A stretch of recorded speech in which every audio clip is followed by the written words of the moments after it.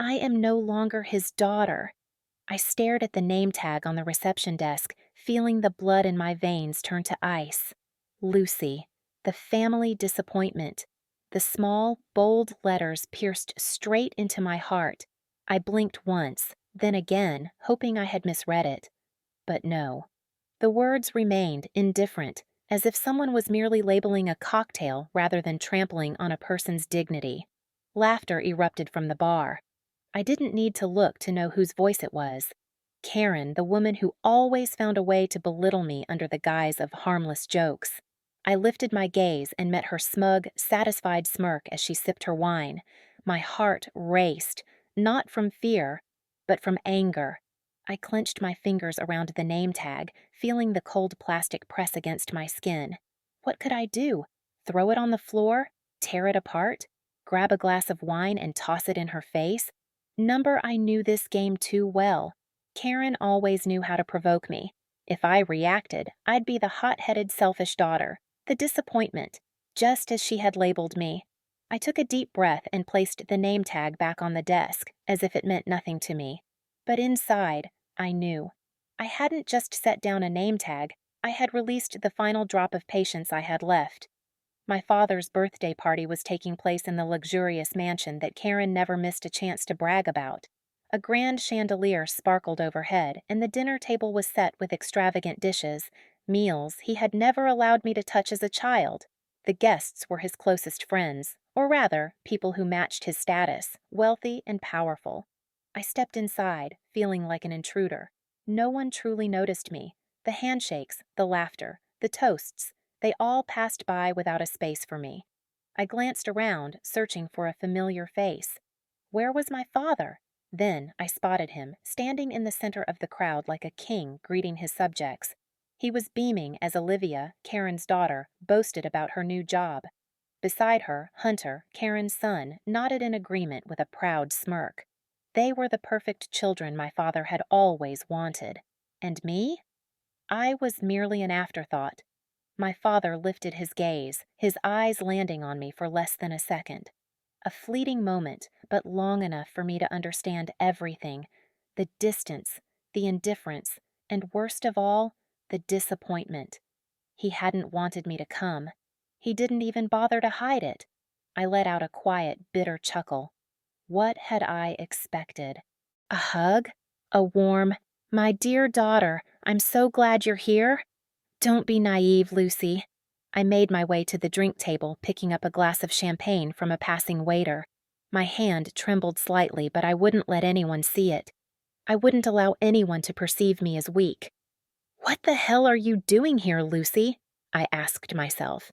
I took a sip, feeling the cold liquid slide down my throat, but it did nothing to ease the tightness in my chest.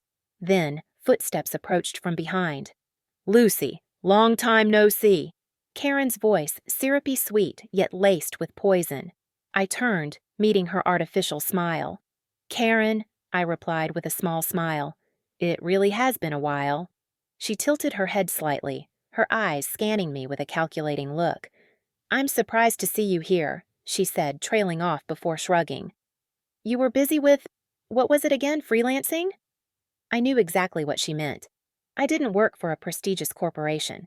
I didn't have a shiny title. I didn't meet this family's standards. I smirked, but before I could respond, she let out a soft chuckle, patting my shoulder lightly. "But anyway, I suppose it's nice that you're here." Then, lowering her voice just enough for only me to hear, she added, "Especially since someone prepared a little gift for you." A gift. I frowned, then followed her gaze toward the reception desk. And then it clicked. The gift was that damn name tag. Rage surged through me like a storm. But instead of letting it consume me, I felt something else.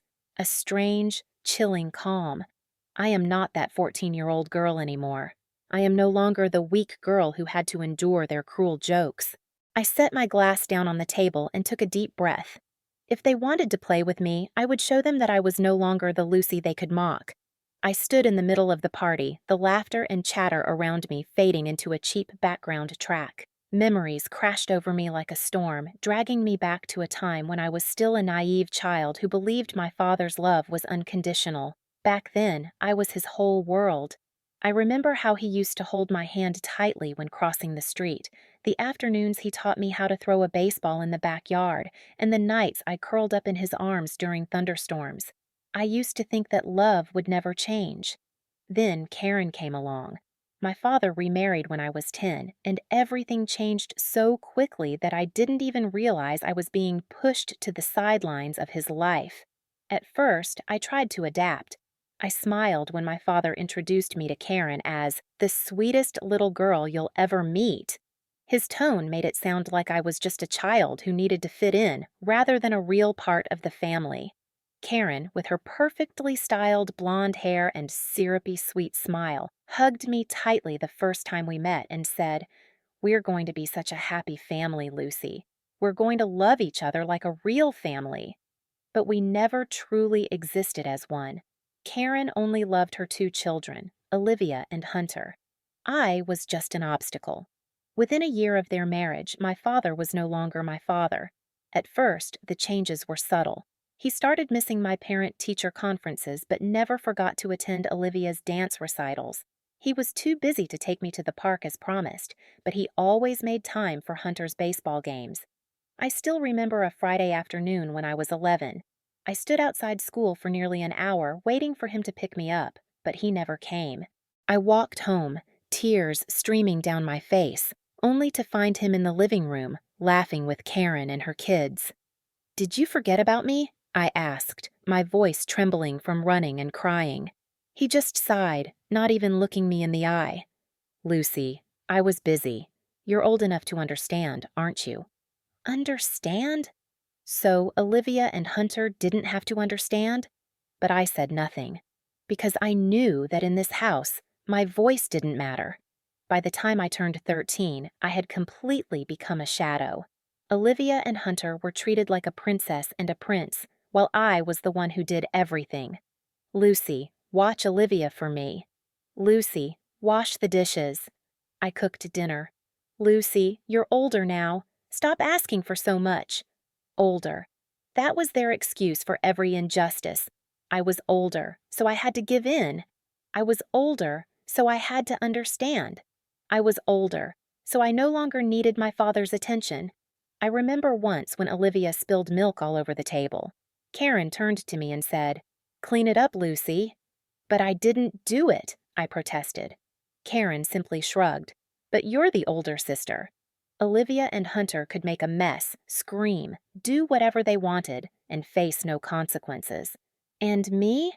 I had to stay silent and accept it. Everything reached its breaking point when I turned 18. Before my mother passed away, she had set aside a college fund for me.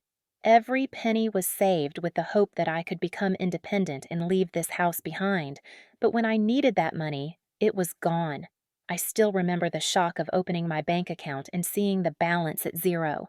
My throat went dry as I turned to my father and asked him what had happened, and he said it calmly, as if he were talking about the weather.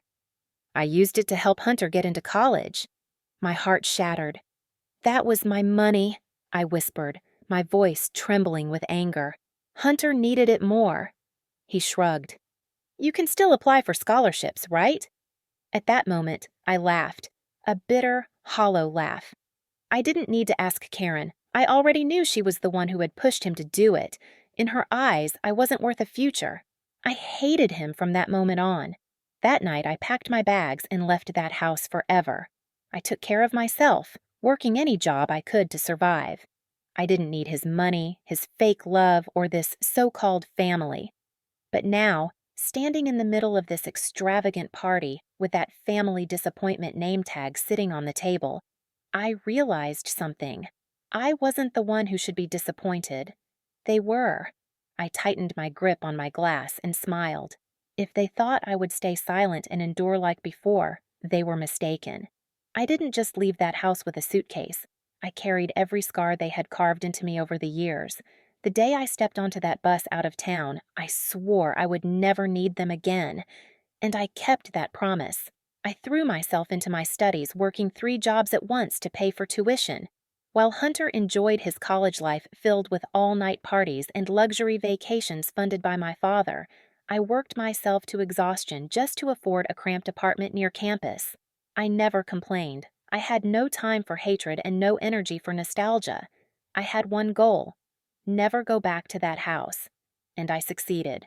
4 years later, I graduated with honors. No one from my family attended my graduation. No texts, no calls, nothing. But I never expected them to. I stood among hundreds of graduates watching as parents hugged their children, took photos, and celebrated their achievements. And there I was, proud of myself, standing in silence. Even after leaving them behind, I was never truly free. Every now and then, I would receive invitations to my father's parties. Not because he cared, but because he wanted to maintain the image of a good father. I never wanted to go, but the pressure from relatives, the ones who always told me, "Don't let the past affect the family," forced me to show up a few times.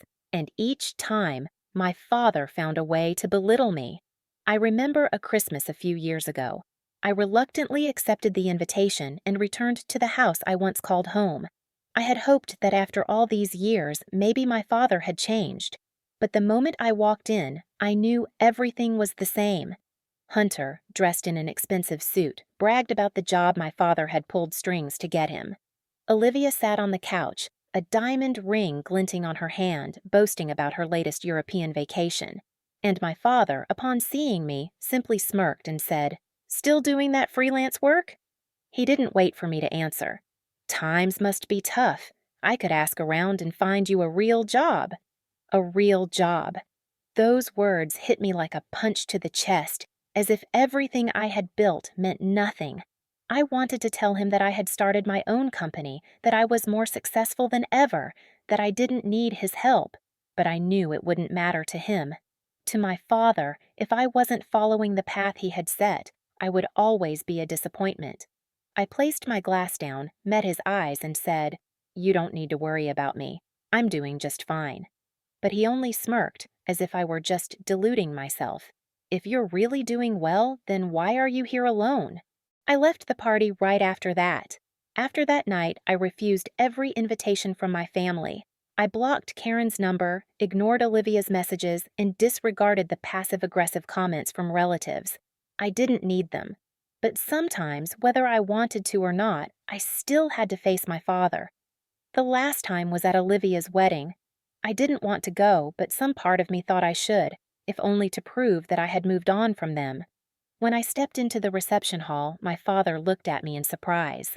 Not because he was happy to see me, but because I didn't look like the failure he had always assumed I would be. "Lucy," he blinked. I wore an elegant red dress, my hair in a sleek updo, and my makeup subtle yet sharp. I was no longer the weak girl he once knew. "Hello, Dad," I smiled, but there was no warmth in it. He studied me for a moment before clearing his throat. "Have you found a stable job yet?" I almost laughed. Even now, he couldn't acknowledge that I had succeeded. "I didn't need to find one. I built my own." "Oh?" He nodded, but skepticism lingered in his eyes. "That's fine, I suppose. But if you ever want a real career, I can help you." I looked at him, and for the first time in my life, I didn't feel anger. I just felt pity. He would never admit that I had done well without him, because if he did, he would have to face the truth that he had been wrong. I placed a hand on his shoulder and gave him a small smile. "No need, Dad, but you can be proud of me. Or not. It makes no difference to me." Then I turned and walked away, leaving him standing there, stunned. I was no longer that 18-year-old girl desperate for his approval. I didn't need it anymore. Now, standing at his birthday party, staring at the family disappointment name tag on the table, all I felt was amusement. Did they think this would hurt me? They had no idea that I had let go of this family a long time ago. I lifted my glass, taking a slow sip of wine. If they thought I would stay silent, they were wrong. I let my gaze sweep across the room, where everyone was dressed to impress, laughing and mingling as if they were part of some perfectly orchestrated performance. But I wasn't part of the show. No one welcomed me. No one truly cared that I was here. Their glances flickered toward me for only a moment before quickly moving on, as if I were a smudge on their flawless masterpiece. That was fine. I was used to it. My father stood in the corner of the room, a glass of wine in hand, engaged in conversation with a group of powerful-looking businessmen.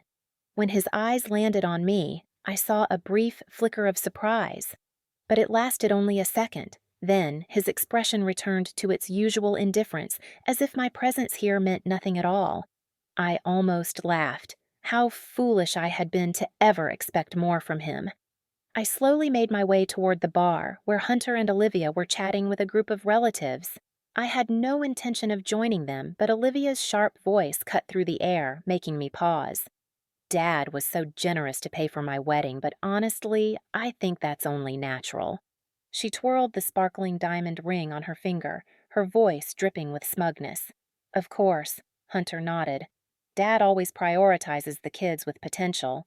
I pressed my lips together, taking another sip of wine to swallow the anger rising in my throat. So, what did that make me in their eyes? But I didn't have time to be angry, because at that moment, I realized the most important thing of the night. A small table was set near the entrance, where name tags were neatly arranged. No one seemed to pay much attention to them, except me. I stepped closer, my eyes scanning the names. Uncle Mark, Cousin Rachel, Neighbor Tom. And then I saw it. My heart stopped for a second. Right in front of me was a tag with my name on it, but underneath, printed in small yet unmistakable letters, were two words that made my blood boil. The disappointment. I picked it up, my fingers tightening around the edges until my nails nearly dug into my palm. What a pathetic joke. I didn't need to ask who had done this, I already knew. At that moment, laughter rang out from the bar. A voice so familiar that I didn't even need to turn around to know who it was. Karen. She was laughing, a glass of wine in her hand, her eyes gleaming with amusement as she watched me. I took a deep breath and slowly placed the name tag back on the table. I wasn't going to let them win. I didn't snap it in half. I didn't throw it to the floor. I placed it back neatly, aligning it with the others as if nothing had happened. I didn't need to yell. I didn't need to cry. I didn't need to react the way they wanted me to, because I knew exactly what Karen wanted. She wanted me to explode, to lose control, to cause a scene so she could paint me as petty and overly sensitive. But I wouldn't give her that satisfaction. I turned, lifted my glass to my lips, and took a slow sip as if that name tag meant absolutely nothing to me. And when my eyes met Karen's, I smiled. A calm, unbothered smile. Not angry, not wounded, but contemptuous. That smile made her frown. Not long after, my father approached. He didn't ask about the name tag. He didn't show a hint of anger at the fact that I had just been humiliated at his own party. Instead, he merely glanced at me, took a sip of his drink, and said in that infuriatingly indifferent tone, "I didn't think you'd come." I tilted my head and shrugged. Neither did I. A brief silence followed. "Are you still at that job?" His voice was low, as if he was trying to sound polite but couldn't quite hide the disdain. "Which job?" I raised an eyebrow. "The company you're running." I let out a laugh, unsure if it was from bitterness or exhaustion. "Yes, and it's doing better than ever." He didn't respond right away. He just looked at me for a long moment, as if assessing whether I was lying. Then he sighed and took a sip of his drink. "Good for you." That was it. No congratulations, no sign of pride, just an empty phrase before he turned and walked away, blending back into his crowd. I stood there, watching his figure disappear. Then I looked around the room, this place where everyone was complicit in my exclusion. Did they think I would endure all of this in silence? Did they think I would stay quiet? If so, they had forgotten something important. I was no longer the Lucy they once knew. I set my glass down, took a deep breath, and then lifted my glass again, running my fingertip along the rim. A sharp clink rang out, cutting through the air. The room fell silent. If they wanted a game, I would give them a show to remember. I stood in the center of the room, a chilled glass of champagne in hand. The atmosphere shifted, the weight of my actions settling over the party like a thick fog. Conversations faded, and one by one, heads turned toward me. Some looked confused, others curious.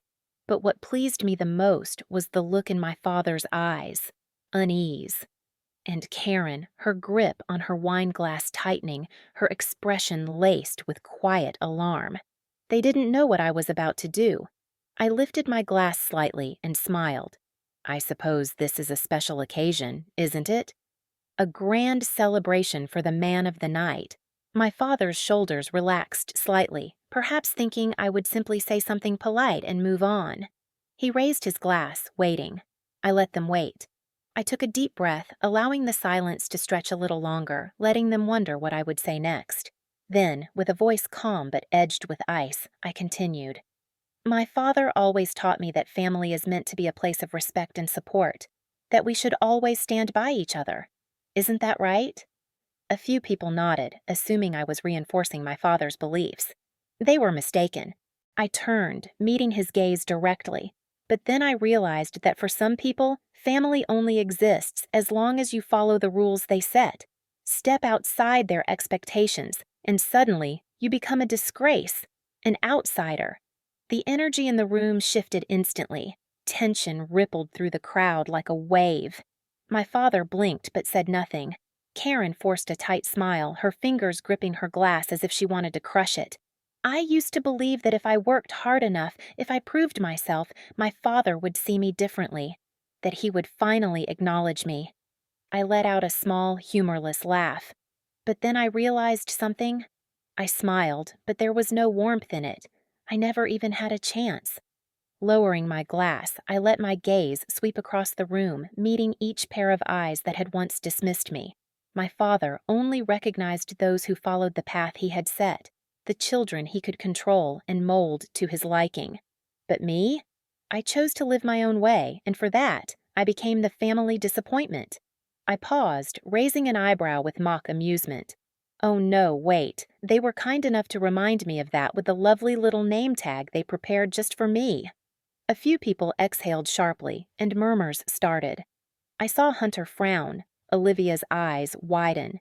Karen tried to keep her composure, but her fingers trembled as she set her glass down. My father cleared his throat, trying to regain control of the situation. Lucy, not now. I laughed. Not now? Oh, but Dad, it seems like it's never the right time for you to acknowledge me as your daughter, is it? Silence. I stepped forward slowly, closing the distance between us. All my life, I only wanted you to be proud of me. Just once. But I get it now. That will never happen, because I'm not Hunter. I'm not Olivia. I'm not someone you can manipulate. I saw his jaw tighten, but he didn't deny it. He knew I was right. And my dear stepmother. I turned to Karen, giving her a slow, disdainful smile. You've spent years trying to erase me from your perfect little family portrait, but unfortunately for you, I'm still here. Karen stiffened but forced a fake smile. Lucy, you're being overly sensitive. It was just a joke. Oh, was it? I cut in, my voice light yet sharp as a blade. Well then, I have a joke for you two. I raised my glass, letting my gaze sweep across the room. Happy birthday, Dad, and congratulations to everyone here. I paused just long enough for them to hold their breath. Because this will be the last time any of you ever see me. A wave of shock rippled through the room. Olivia's mouth fell open, Hunter's brow lifted, Karen blinked rapidly as if trying to process what was happening. And my father? He was frozen. Lucy, don't you dare! But I didn't let him finish. I set my glass down on the table and turned away. No explanations, no hesitation. I could hear the panic behind me. Some voices called my name, but I didn't stop. I walked through the doors, feeling lighter than ever before. I wasn't running away, I was setting myself free. And as the door shut behind me, I knew one thing for certain. I was never coming back. I slammed the car door shut, sitting upright in the driver's seat, my breath still unsteady from everything that had just happened. I had really done it, not in a daydream, not in some imagined scenario where I finally had the courage to stand up to them. I had done it, right in front of them. My heart was still pounding, but not from fear or doubt. It was adrenaline, the rush of finally breaking free from the toxic cycle they had trapped me in. I pressed the ignition button but didn't drive just yet. I sat there staring through the windshield at the brightly lit mansion behind me. The music still played, but I knew no one inside was in the mood to celebrate anymore. They were talking. They were shocked. They were angry. And I didn't care. I pulled my phone from my purse and unlocked it. A string of messages flashed across the screen. Karen, you've gone too far. Lucy, come back immediately. Olivia, are you trying to ruin this party? Unbelievable. Hunter, you seriously have issues. Talk to Dad. I let out a small, amused scoff, scrolling past them without replying. My phone vibrated in my hand. My father was calling. I stared at the screen, my finger hovering over the decline button. A part of me wanted to pick up, to hear what he had to say, but I already knew how this would go. He wouldn't apologize. He would only try to regain control, feeding me more empty words about family and responsibility. I declined the call. A text popped up immediately after. Dad, come back. We need to talk. I didn't respond. I had nothing left to say to them. The next morning, I woke up in my small apartment, sunlight streaming through the window.